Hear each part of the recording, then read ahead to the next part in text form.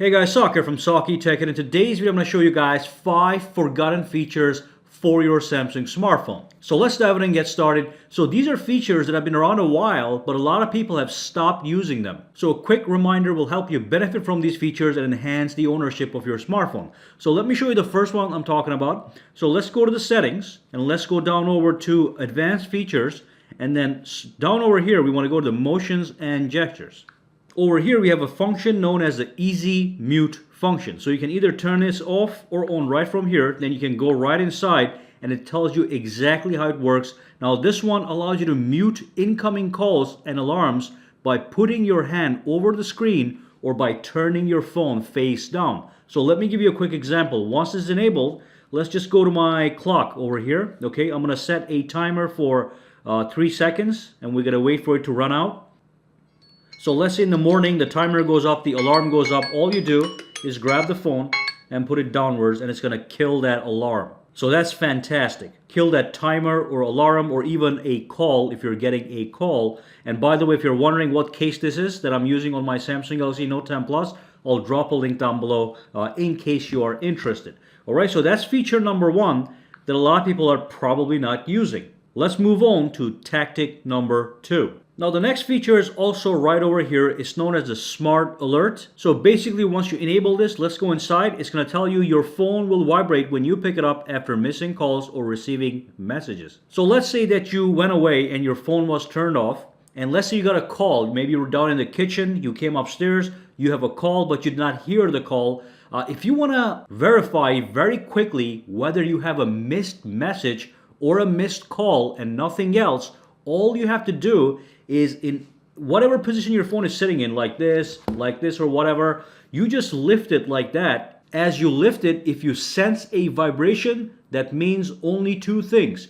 You either have a missed message or a missed call. So that's a great way to get notified to see if you have anything pending on your phone, as long as that's a call or a text message. And I do like the fact that it's only 2 things, so you know exactly what's happening if you do sense a vibration. So that's fantastic as well. Alright, so that's a Smart Alert. Now let's go back over here. At the bottom we have one more thing. It says swipe to call or send messages. So basically if you go into your phone application, alright, and if you go into your contacts, for example, if you want to call or message somebody on the contacts list anywhere from here, all you do is swipe to the left to message, okay, or swipe to the right to make a call. You can do the same thing in your recents, in your call history, and in your contacts, all right? Now in the past, it was also available right here on the messages, but for some reason they took that off. But you do have that option right over here. Swipe to the left to message, swipe to the right to call. Fantastic.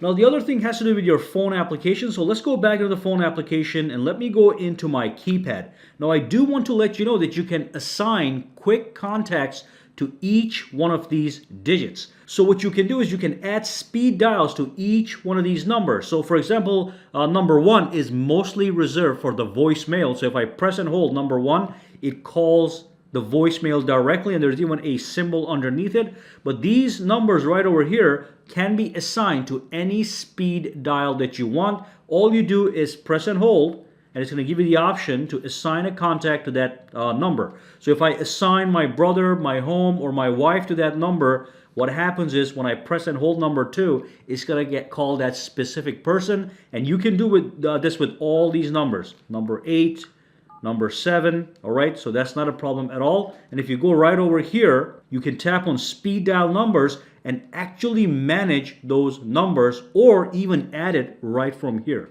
All right, so I just want to let you know that speed dial numbers can be assigned from here, or they can be assigned by pressing and holding. All right, and once you assign them, press and hold to call that specific person. That's just fantastic. All right. Now this next tactic is for people that think their phone is a little too advanced for them. You can actually simplify the interface. All you do is you go to the settings, all right?